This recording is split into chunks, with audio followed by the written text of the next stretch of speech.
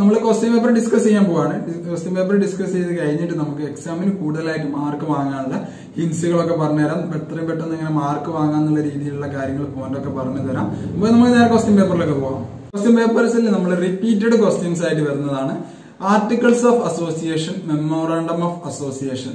Articles of നേരത്തെ ഞാൻ പറഞ്ഞു തന്നിട്ടുണ്ട് നമ്മൾ മൊഡ്യൂളിൽ ഇമ്പോർട്ടന്റ് ആയിട്ടുള്ള ഭാഗം എന്താണ് ആർട്ടിക്കിൾസ് ഓഫ് അസോസിയേഷൻ, എന്താണ് മെമ്മോറാണ്ടം ഓഫ് അസോസിയേഷൻ എന്ന് പഠിക്കുക, അതിന്റെ ഡിഫറൻറ്റ് പഠിക്കുക. ഇവിടെ ക്വസ്റ്റ്യനില് 2-3 ക്വസ്റ്റ്യൻ ആക്കണം. രണ്ടാമത്തെ ഒരു ക്വസ്റ്റ്യൻ പേപ്പറിൽ ഇതിന്റെ what is the articles of association, what are the provisions and alternation of articles of association ചോദിച്ചിട്ടുണ്ട്.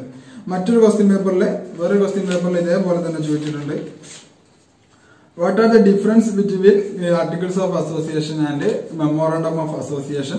മറ്റൊരു ക്വസ്റ്റ്യൻ പേപ്പറിൽ ചോദിച്ചിട്ടുണ്ട് what is articles of association, what are the provision and alternation of articles of association. വേറൊരു question പേപ്പറിൽ ചോദിച്ച അതേ question തന്നെയാണ് S A ആയിട്ട് ഇതിൽ ചോദിച്ചിട്ടുള്ളത്. ഒന്നുമില്ലെങ്കിൽ ഷോർട്ട് എസ് ഒക്കെ ചോദിക്കും, അല്ലെങ്കിൽ ലോങ് എസ് ഒക്കെ ചോദിക്കും. പിന്നെ ഇതിൽ റിപ്പീറ്റഡ് ആയിട്ട് വരുന്ന ക്വസ്റ്റ്യൻസ് ആയിട്ട് വരുന്നത് പറഞ്ഞാൽ എന്താണ് കമ്പനി, പ്രൈവറ്റ് കമ്പനി എന്താണ്, എന്തൊക്കെയാണ് ബുക്ക് ബിൽഡിംഗ് എന്ന് പറഞ്ഞാൽ എന്താണ്, മീറ്റിംഗ് എന്താണ്, ഇക്വിറ്റി ഷെയർ ക്യാപിറ്റൽ എന്താണ് എന്ന കാര്യങ്ങളാണ് ഒരു ക്വസ്റ്റ്യൻ പേപ്പറിൽ ചോദിച്ചിട്ടുള്ളത്. അതേ ക്വസ്റ്റ്യൻ പേപ്പറിൽ എന്ന രീതിയിൽ തന്നെ മറ്റൊന്ന് ചോദിച്ചിട്ടുണ്ട് what is 1% company, what is dormant company, dormant company, പിന്നെ what is public company, what is promoter, what is an articles of association, what is prospectus, what mean by buyback, what is SAT. സാറ്റിന്റെ ഭാഗത്ത് നിന്നും അതേ question പേപ്പറിൽ തന്നെ ചോദിച്ചിട്ടുണ്ട് what are the powers of SAT ചോദിച്ചിട്ടുണ്ട്. വേറൊരു ക്വസ്റ്റ്യൻ പേപ്പറിൽ അതേപോലെ തന്നെ സാറ്റ് ചോദിച്ച ഭാഗമാകണം what are the powers of SAT വേറൊരു ക്വസ്റ്റ്യൻ പേപ്പറിൽ ചോദിച്ചിട്ടുണ്ട്. അപ്പൊ സാറ്റ് നിർബന്ധമായിട്ടും പഠിക്കേണ്ട ഒരു ഭാഗമാണ്.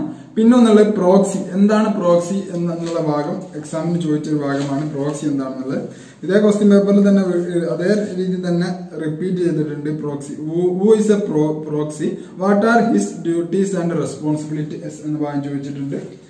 പിന്നെ വേറെ ക്വസ്റ്റ്യൻ ഹൂ ഈസ് പ്രോക്സി എന്ന് വേറെ ക്വസ്റ്റ്യൻ പേപ്പറിലും ചോദിച്ചിട്ടുണ്ട്. നിങ്ങൾക്ക് ഈ ക്വസ്റ്റ്യൻ പേപ്പറിന്റെ സ്ട്രക്ചർ അറിയാമെന്ന് കരുതുന്നു. അറിഞ്ഞില്ലെങ്കിലും ഒരു വട്ടം കൂടി റിപ്പീറ്റ് ചെയ്യാണ്. ക്വസ്റ്റ്യൻ പേപ്പറിൽ പ്രധാനമായിട്ടും 4 ഭാഗമായിട്ടാണ് വരുന്നത്. ക്വസ്റ്റ്യൻ പേപ്പർ സ്ട്രക്ചർ വരുന്നത് ഒന്നുകൂടി റിപ്പീറ്റ് ചെയ്യാണ്. ABCD എന്ന ഭാഗമായിട്ടാണ് വരുന്നത്. എ എന്ന ഭാഗത്ത് മൊത്തമായിട്ട് ആൻസർ ചെയ്യാനുണ്ടാവും. അതിൽ 10 മാർക്കിനുള്ള ഭാഗമായിട്ടാണ് വരുന്നത്. എല്ലാത്തിനും ആൻസർ ചെയ്യാനുണ്ടാവും. അതിൽ ഒബ്ജക്റ്റീവ് ടൈപ്സ് ക്വസ്റ്റ്യൻസ് ഉണ്ടാവും. നിങ്ങൾ ഇതിൽ നിന്ന് എടുത്ത് എഴുതാനുണ്ടാവും. വിട്ട ഭാഗം പൂരിപ്പിക്കുക എന്ന രീതിയിലായിട്ട് എഴുതാനുണ്ടാവും. പിന്നെ വരുന്നത് ബി പാർട്ടാണ്. അതിൽ 8 ക്വസ്റ്റ്യൻ ഉണ്ടാവും. അത് 8 ക്വസ്റ്റ്യൻ എങ്കിലും എഴുതാനുണ്ടാവും. ചിലപ്പോൾ 9-10 ക്വസ്റ്റ്യൻസ് എക്സ്ട്രാ തന്നിട്ട് 8 എഴുതാനുണ്ടാവും. 2 മാർക്കിനായിട്ട് ചോദിക്കും. പാർട്ട് സിയിൽ വരുന്നത് ഏതെങ്കിലും 6 ക്വസ്റ്റ്യൻ ആൻസർ ചെയ്യാനായിരിക്കും. 4 മാർക്കിനായിട്ടാണ് വരുന്നത്. പിന്നെ പാർട്ട് ഡി ഭാഗമാണ്. 15 മാർക്കിന് 2 ക്വസ്റ്റ്യൻ എന്ന രീതിയിൽ 3 ക്വസ്റ്റ്യൻ തന്നിട്ടുണ്ടാവും. അതിൽ 2 ക്വസ്റ്റ്യൻ നിങ്ങൾ അറ്റൻഡ് ചെയ്യുക എന്ന രീതിയിലാണ്. അപ്പോൾ ഇതില് എസ് എ ടൈപ്പ് ക്വസ്റ്റ്യൻ തന്നതിൽ പ്രധാനമായിട്ടും നമ്മൾ നോക്കേണ്ടത് ഒരു ഡയറക്ടേഴ്സിന്റെ ഡ്യൂട്ടി എന്താണെന്ന് ചോദിക്കാൻ ചാൻസ് ഉള്ള ഒരു ഭാഗമാണ്. ഒരു കമ്പനിയിൽ ഒരു ഡയറക്ടേഴ്സിന്റെ ഡ്യൂട്ടി എന്താണെന്ന് ചോദിക്കാനുള്ള ഭാഗമാണ്. പിന്നെ പറഞ്ഞാൽ കമ്പനീസ് ആക്ട് പ്രകാരം കമ്പനീസിന്റെ പവേഴ്സ് എന്താണ്, ഡിഫറെന്റ് പ്രൊവിഷൻസ് എന്താണെന്നുള്ള ഭാഗം ചോദിക്കാൻ ഭാഗമുണ്ട്. ഒന്നാമത്തെ ചാപ്റ്ററിലെ ഇമ്പോർട്ടന്റ് ആയിട്ടുള്ള ഭാഗം എന്ന് പറഞ്ഞാൽ ഒരു കമ്പനീസ് ആക്ട് ചോദിക്കും, കമ്പനി എന്താണെന്ന് ചോദിക്കും. പിന്നെ ടൈപ്സ് ഓഫ് കമ്പനി ഒരു എസ് ആയിട്ട് വരാൻ ചാൻസ് ഉള്ള ഭാഗമാണ്. പിന്നെ നേരത്തെ പറഞ്ഞു തന്നിട്ടുണ്ട് articles of association and memorandum of association നിർബന്ധമായിട്ടും നോക്കേണ്ട ഒരു ഭാഗമാണ്. പിന്നെ അതുപോലെ തന്നെ ഷോർട്ട് എസ്സേ ചോദിക്കാൻ ചാൻസ് ഉള്ള റിപ്പീറ്റഡ് ആയിട്ട് ചോദിച്ച ഭാഗം എന്താണ്, വന്ന ഭാഗം ജനറൽ ബോഡി മീറ്റിംഗിന്റെ ഭാഗം വന്നിട്ടുണ്ട്. മറ്റൊന്ന് പ്രോസ്പെക്ടസ് എന്താന്ന് വന്നിട്ടുണ്ട്. അത് അല്ലെങ്കിൽ articles of association, memorandum of association short എസ്സേക്കും ചോദിക്കാൻ ചാൻസ് ഉണ്ട്. അപ്പൊ ആ രീതിയിലായിട്ട് നിങ്ങൾ എഴുതി വെക്കേണ്ടതാണ്. പിന്നെ ഒരു ഡയറക്ടർ ഡ്യൂട്ടി എന്താണ്, പവേഴ്സ് എന്താണ് ചോദിക്കാൻ ചാൻസ് ഉണ്ട്. പിന്നെ ആനുവൽ ജനറൽ മീറ്റിംഗ് എപ്പോഴാണ് കൂടുക, അതിൽ ആരൊക്കെ വേണം, അതിൽ എന്തൊക്കെയാണ് നിബന്ധനകൾ എന്ന രീതിയിലും ചോദിക്കാൻ ചാൻസ് ഉള്ള ഒരു ഭാഗമാണ്. പിന്നെ ഷെയർ ക്യാപിറ്റലിന്റെ ഭാഗം ചോദിക്കുന്ന സമയത്ത് ടൈപ്സ് ഓഫ് ഷെയർ ക്യാപിറ്റലിൽ ഭാഗം വരുന്നുണ്ട്. നിങ്ങൾ നേരത്തെ പഠിച്ചൊരു ഭാഗമാണ് ടൈപ്സ് ഓഫ് ഷെയർ ക്യാപിറ്റൽ എന്ന ഭാഗം എന്ന് പറയുന്നത്. ഇതിലേതാക്കണ ഈ ക്വസ്റ്റ്യൻ പേപ്പറിൽ ഷോർട്ട് എസ്സേയും ചോദിച്ചിട്ടുണ്ട്, ലോങ് എസ്സേയും ചോദിച്ചിട്ടുണ്ട്. ഷോർട്ട് എസ്സേ എന്ന് വെച്ചാൽ what are the difference between memorandum of association and articles of association. മറ്റൊന്ന് വെച്ചാൽ എസ്സേ ആയിട്ട് ചോദിച്ച് what is articles of association, what are the provisions of alteration of articles of association എന്ന ഭാഗമാണ് ചോദിച്ചിട്ടുള്ളത്.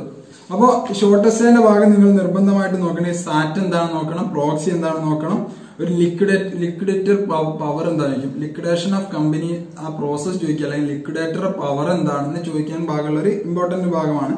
നിങ്ങളെ ഷോർട്ട് ഒരു മാർക്കിന് ചോദിക്കാനുള്ള ചാൻസ് ഉള്ള, അല്ലെങ്കിൽ 2 മാർക്കിന് ചോദിക്കാൻ ചാൻസ് ഉള്ള ഒരു ഭാഗത്ത് വരുന്നതാണ് 1% കമ്പനി എന്താണ്, പബ്ലിക് കമ്പനി എന്താണ്, അതുപോലെ തന്നെ സ്മോൾ കമ്പനി എന്താണ്, സാറ്റ് എന്താണ്, ബൈബാക്ക് എന്ന് പറഞ്ഞാൽ എന്താണ്, അതുപോലെ സറണ്ടർ ഓഫ് ഷെയർസ് എന്ന് പറഞ്ഞാൽ എന്താണ്,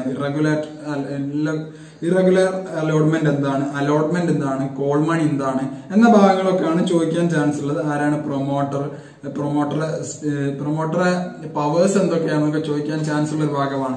നിങ്ങൾ ഇത് ജസ്റ്റ് ഒന്ന് ഈ ബുക്ക് എന്ന് പറയുന്നത് കോർപ്പറേറ്റ് റെഗുലേഷൻ എന്ന് പറഞ്ഞാൽ അത്ര ടഫ് ആയിട്ടുള്ള ഭാഗമല്ല.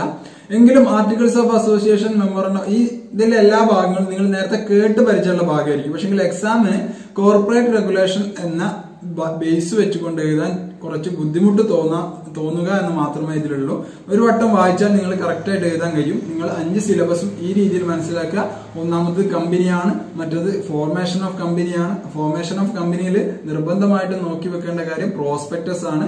അതുപോലെ തന്നെ ഒരു കമ്പനി എങ്ങനെ ഫോർമേഷൻ ചെയ്യാൻ സ്റ്റെപ്പുകളുണ്ട്, സ്റ്റാർട്ട് ചെയ്യേണ്ട സ്റ്റെപ്പുകളുണ്ട്, അത് നോക്കി വെക്കണം.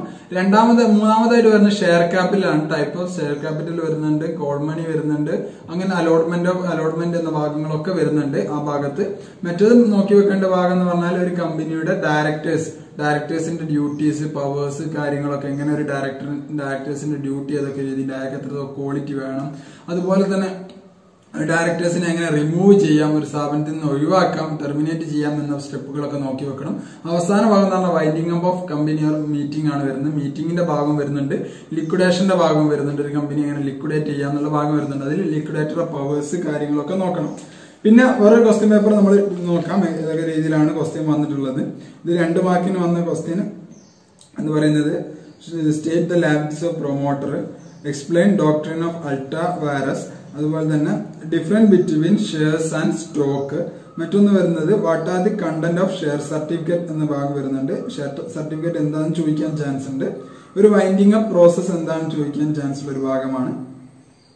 പിന്നെ മറ്റൊരു ഭാഗം എന്ന് പറയുന്നത് എക്സ്പ്ലെയിൻ ഡിഫറെന്റ് ക്ലാസിഫിക്കേഷൻ ഓഫ് കമ്പനീസിന്റെ ക്ലാസിഫിക്കേഷൻ ഇമ്പോർട്ടന്റ് ഭാഗമാണ്. 1ാമത്തെ ചാപ്റ്ററിൽ നിർബന്ധമായിട്ട് നോക്കി വെക്കേണ്ട ഒരു ഭാഗമാണ്. പിന്നെ ഒരു ഡയറക്ടറെ റോൾ എന്താണ്, ഒരു സ്ഥാപനത്തിലെ ഒരു ഡയറക്ടറെ റോൾ എന്താണ്, ഒരു കമ്പനിയിലെ ഡയറക്ടർ റോൾ എന്താണെന്ന് ചോദിക്കാൻ ചാൻസ് ഉള്ള ഒരു ഇമ്പോർട്ടന്റ് ഭാഗമാണ്. മറ്റൊരു ക്വസ്റ്റ്യൻ പേപ്പർ നോക്കുകയാണെങ്കിൽ നമുക്ക് ഈ ക്വസ്റ്റ്യൻ പേപ്പർ ഒക്കെ നോക്കുന്ന സമയത്ത് ഒരു കമ്പനി റിലേറ്റഡ് ആയിട്ടാണ് പ്രൈമറി ആയിട്ട് ക്വസ്റ്റ്യൻ വരുന്നത്. അതുപോലെ തന്നെ പ്രോസ്പെക്ടസ്, MOA, AOA വരുന്നുണ്ട്, memorandum of association, articles of association വരുന്നുണ്ട്. അതിന്റെ ആൾട്ടർനേറ്റീവ്സ് എന്താണെന്ന് ചോദിക്കാൻ ചാൻസ് ഉള്ള ഒരു ഭാഗമാണ്. പിന്നെ duties and powers of director, winding up of മീറ്റിംഗിൽ ആരൊക്കെ വേണം, അല്ലെങ്കിൽ ആനുവൽ ജനറൽ മീറ്റിംഗ് ഏത് രീതിയിലാണ് നടക്കുന്നത്, അതുപോലെ തന്നെ ലിക്വിഡേറ്റർ പവർ, ലിക്വിഡേഷൻ പ്രോസസ് എന്താണെന്ന് ചോദിക്കുന്നുണ്ട്, ടൈപ്സ് ഓഫ് ഷെയർസ് ചോദിക്കുന്നുണ്ട്. ഈ ഭാഗങ്ങളൊക്കെ മാത്രമായിട്ടാണ് ചോദിക്കുന്നത്. അപ്പൊ നിങ്ങൾ കോൺസെൻട്രേറ്റ് ചെയ്യേണ്ടത് ഈ രീതിയിലാണ്. നിങ്ങൾ എന്താണ് ഈ ബുക്കിൽ പഠിക്കാനുള്ളത് എന്ന് മനസ്സിലാക്കിക്കൊണ്ട് നോക്കുക. പിന്നെ നമുക്ക് ക്വസ്റ്റ്യൻ പേപ്പറിൽ 2 മാർക്കിന്റെ ഒന്ന് വരുന്നുണ്ട്. അസോസിയേറ്റഡ് കമ്പനി എന്താണെന്ന് ചോദിക്കുന്നുണ്ട്, പ്രൈവറ്റ് കമ്പനി എന്താണെന്ന് ചോദിക്കുന്നുണ്ട്, അതുപോലെ തന്നെ ബുക്ക് ബിൽഡിംഗ് എന്താണെന്ന് ചോദിക്കുന്നുണ്ട്, forfeiture of shares, extra ordinary meeting എന്താണെന്ന് ചോദിക്കുന്നുണ്ട്, സ്പെഷ്യൽ റിസൊല്യൂഷൻ ചോദിക്കുന്നുണ്ട്, സെറ്റ് ഇക്വിറ്റി ഷെയർസ് എന്താണെന്ന് ചോദിക്കുന്നുണ്ട്, what you mean by ultra vires, അതുപോലെ തന്നെ what is significant influence for treating and associating company. ഇതിലൊക്കെ നമുക്ക് പ്രധാനമായിട്ട് ഒരു 5 ക്വസ്റ്റ്യൻ നമുക്ക് കോമൺ ആയിട്ട് കാണാം. കമ്പനി 1% കമ്പനി അല്ലെ, പ്രൈവറ്റ് കമ്പനി, പബ്ലിക് കമ്പനി, അതുപോലെ തന്നെ forfeiture of shares, book building എന്താണ്, അതുപോലെ അൾട്രാ വൈറസ്, പിന്നെ സാറ്റ് എന്താണെന്ന് ചോദിക്കുന്നുണ്ട്, പ്രോക്സി എന്താണെന്ന് ചോദിക്കുന്നുണ്ട്. അപ്പൊ കോമൺ ആയിട്ട് നമ്മൾ ഈ 3 ക്വസ്റ്റ്യൻ പേപ്പർ ഡിസ്കസ് ചെയ്ത സമയത്ത് നമ്മൾ പ്രധാനമായിട്ടും പറഞ്ഞ ഭാഗം, റിപ്പീറ്റഡ് ആയിട്ട് പറഞ്ഞ ഭാഗം എന്തൊക്കെയാണ്? ഒന്ന് ആർട്ടിക്കിൾസ് ഓഫ് അസോസിയേഷൻ ആണ്, മറ്റൊന്ന് മെമ്മോറണ്ടം ഓഫ് അസോസിയേഷൻ ആണ്, പ്രോസ്പെക്ടസ് ആണ്, സാറ്റ്, പ്രോക്സി, അതുപോലെ തന്നെ മറ്റൊരു ഭാഗം പറഞ്ഞത് the difference between AOA and MOA വരുന്നുണ്ട്. അതുപോലെ തന്നെ companies act, types of company, classification of company, അതുപോലെ തന്നെ അലോട്ട്മെന്റ് എന്താണ് വരുന്നുണ്ട്, set equity shares, equity shares, share capital എന്താന്ന് വരുന്നുണ്ട്, ലിക്വിഡേറ്റർ പവർ വരുന്നുണ്ട്, അതുപോലെ തന്നെ ലിക്വിഡേഷൻ പ്രോസസ്സ് വരുന്നുണ്ട്, ഒരു കമ്പനി ഫോർമേഷന്റെ പ്രോസസ്സ് വരുന്നുണ്ട്, സ്റ്റാർട്ട് എങ്ങനെ തുടങ്ങാം അല്ലെങ്കിൽ എങ്ങനെ ലിക്വിഡ് ചെയ്യാം എന്നുള്ള രീതിയിലേക്ക് വരുന്നുണ്ട്. ലിക്വിഡേറ്റർ പവർ നമ്മൾ പറഞ്ഞു കഴിഞ്ഞു. പിന്നെ വേറൊരു ഭാഗം വരുന്നത് പറഞ്ഞാൽ പ്രോക്സീസ് ആക്റ്റും പറഞ്ഞു. ഇനി മറ്റൊരു ഭാഗമായിട്ട് വരുന്നത് കോർപ്പറേറ്റീവ് റെഗുലേഷൻ, ഗവേണൻസിന്റെ ഇമ്പോർട്ടന്റ് എന്താണെന്ന് നോക്കി വെക്കുക. അതുപോലെ തന്നെ ഒരു കമ്പനി മീറ്റിംഗ്, ജനറൽ ബോഡി മീറ്റിംഗിൽ എന്തൊക്കെ രീതിയിൽ ഒരു ജനറൽ ബോഡി മീറ്റിംഗ് ആയിട്ട് പരിഗണിക്കണമെങ്കിൽ ഏതൊക്കെ രീതിയിൽ വരണം, കോട്ട, അതുപോലെ തന്നെ മിനിറ്റ്സ് എന്താണ് എന്ന ഭാഗങ്ങളൊക്കെ ജസ്റ്റ് നോക്കി വെക്കണം. ഇത്രയും ഭാഗങ്ങൾ നോക്കുന്ന സമയത്ത് ക്വസ്റ്റ്യൻ പേപ്പർ റിപ്പീറ്റഡ് ആയിട്ടാണ് കൂടുതൽ ഭാഗങ്ങളും വരുന്നത്. പ്രോബ്ലം ബേസിലല്ലാതെ തിയറി ബേസിലായിട്ടാണ് കോർപ്പറേറ്റീവ് റെഗുലേഷൻ എന്ന ഭാഗം വരുന്നത്. അപ്പൊ എന്തായാലും നിർബന്ധമായിട്ട് നോക്കി വെക്കുക. അപ്പോ എക്സാമിന് നേരത്തെ പറഞ്ഞിട്ടുണ്ട്, എക്സാമിന് നമുക്ക് തിയറി എക്സാം ആവുന്ന സമയത്ത് നമുക്ക് എങ്ങനെ മാർക്ക് സ്കോർ ചെയ്യാന്നുള്ള പറഞ്ഞു തരാന്ന് പറഞ്ഞിട്ടുണ്ട്. അപ്പോൾ നമ്മൾ ഫസ്റ്റ് ശ്രദ്ധിക്കേണ്ടതെന്ന് പറഞ്ഞാൽ നമ്മൾ ക്വസ്റ്റ്യൻ പേപ്പർ കിട്ടി കഴിഞ്ഞാൽ നിങ്ങൾ ആദ്യം ക്വസ്റ്റ്യൻ വായിക്കുക. നിങ്ങൾ റിപ്പീറ്റഡ് ആയിട്ട് കേട്ട ഭാഗം തന്നെ ആയിരിക്കും ചിലപ്പോൾ ഇത് ക്ലാസ്സിൽ നിന്നും എല്ലാ ടീച്ചേഴ്സും നിങ്ങളോട് പറഞ്ഞ ഭാഗമായിരിക്കും. എന്നാലും ഒന്നുകൂടി റിപ്പീറ്റ് ചെയ്ത് പറയാണ്. ഫസ്റ്റ് നിങ്ങൾ ക്വസ്റ്റ്യൻ കിട്ടിയാൽ നിങ്ങൾ കറക്റ്റ് ആയിട്ടൊന്ന് വായിച്ച് ഒരു വട്ടം വായിച്ചു നോക്കുക. എന്നിട്ട് നിങ്ങൾ ബാക്കിയുള്ള ഭാഗത്തേക്ക് നോക്കിയാൽ ഒരു വട്ടം വായിച്ചു നോക്കുക. എന്നിട്ട് എക്സാമിന് നിങ്ങൾക്ക് മാർക്ക് വാങ്ങാനുള്ള ആദ്യം നിങ്ങൾ അറിയുന്ന ഭാഗം എഴുതി വെക്കുക. നിങ്ങളോട് ഒരു കമ്പനീസിന്റെ ആക്ട് ചോദിച്ചു, അല്ലെങ്കിൽ ലിക്വിഡേറ്റർ പവർ ചോദിച്ചു, അല്ലെങ്കിൽ ഒരു കമ്പനി ഇങ്ങനെ ഫോർമേഷൻ സ്റ്റേജ് ചോദിച്ചു, അല്ലെങ്കിൽ ജനറൽ ബോഡി മീറ്റിംഗിൽ ആരൊക്കെ വേണമെന്ന് ചോദിച്ചു, അല്ലെങ്കിൽ ഡയറക്ടർ പവർ ചോദിച്ചു, ഓരോരുത്തരെ നേരിട്ടല്ലാതെ ക്വസ്റ്റ്യൻ ചോദിക്കുന്ന സമയത്ത് നിങ്ങൾ എഴുതിയുണ്ട് ഒരു കമ്പനി ക്ലാസിഫിക്കേഷൻ ഓഫ് കമ്പനി എന്ന് ചോദിക്കുന്ന സമയത്ത് നിങ്ങൾ ആദ്യം എഴുതി വെക്കേണ്ടത് എന്താണ് കമ്പനി, കമ്പനീസ് ആക്ടും പ്രകാരമുള്ള കമ്പനി എന്താണെന്ന് എഴുതി വെച്ചിട്ട് നിങ്ങൾ ചെയ്യാവൂ. ഡയറക്ടർ പവർ എന്ന് ചോദിച്ചാൽ ഡയറക്ടർ എന്താണ് ആരാണെന്ന് എഴുതി വെക്കണം. എന്നിട്ട് അയാളെ പവേഴ്സ് എഴുതി വെക്കാവോ. ലിക്വിഡേറ്റർ പവർ എന്ന് ചോദിച്ചാൽ എന്താണ് ലിക്വിഡേഷൻ, ആരാണ് ലിക്വിഡേറ്റർ എന്ന് നിങ്ങൾ ആദ്യം എഴുതി വെക്കണം. അപ്പോഴാണ് നിങ്ങൾക്ക് ഇതിനെക്കുറിച്ച് എന്തെങ്കിലും അറിയാം എന്നുള്ളൊരു ഭാഗം അവിടെയാണ് അവർ ടീച്ചേഴ്സ് നമ്മൾ ക്വസ്റ്റ്യൻ വയലേഷൻ ചെയ്യുന്ന ആള് നിങ്ങളിലേക്ക് നോക്കുക.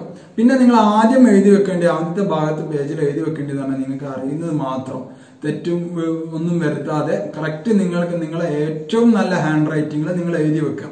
എന്താണ് എന്നുള്ള ഭാഗം എഴുതി വെക്കുക, നിങ്ങൾ അറിയുന്ന ഭാഗം. പിന്നെ കമ്പനീസ് റെഗുലേഷൻ ആക്ടുകളും കാര്യങ്ങളൊക്കെ വരുന്ന സമയത്ത് നിങ്ങൾക്ക് ഏതാണെന്നുള്ള കൺഫ്യൂഷൻ വരികയാണെങ്കിൽ ആ ഭാഗം കട്ട് ചെയ്യുക. പക്ഷെങ്കിൽ ഇന്ന ആക്ട്, കമ്പനീസ് ആക്ട് എന്ന് പറഞ്ഞിട്ട് എഴുതുക, അല്ലെങ്കിൽ ഈ രീതിയിൽ ഈ ആർട്ടിക്കിൾസ് പറഞ്ഞിട്ടുണ്ട് എന്ന് എഴുതുക. പക്ഷെങ്കിൽ ആ നമ്പർ അല്ലെങ്കിൽ ഏത് ആർട്ടിക്കിളാണെന്ന് ഓർമ്മ അല്ലെങ്കിൽ അത് എഴുതാതിരിക്കുക. അറിയാത്തത് കൊണ്ടുവച്ച് എഴുതാതിരിക്കുക. ഏതാണെന്നുള്ള അറിയില്ലെങ്കിൽ അത് എഴുതാതിരിക്കുക. എന്നത് ആർട്ടിക്കിൾ ആണെന്ന് മാത്രം അവിടെ മെൻഷൻ ചെയ്താൽ മാത്രം മതി. പിന്നെ നിങ്ങൾ എഴുതുന്ന ഭാഗത്ത് നിങ്ങൾക്ക് കറക്റ്റ് ആണ് ശരിയാണ് എന്ന് തോന്നുന്നതിന്റെ അടിയിൽ ഒരു അണ്ടർലൈൻ ഇടുക. പെൻസിൽ കൊണ്ട് ഒരു അണ്ടർലൈൻ ഇടുക, അല്ലെങ്കിൽ ഒരു കുറച്ച് കട്ടിയിൽ എഴുതി വെക്കാം. ആ രീതിയിലായിട്ട് ഒന്ന് ബോൾഡ് ആക്കി അവർക്ക് തോന്നണം ഇവന് ഈ രീതിയിൽ അറിയാമെന്നുള്ളത്.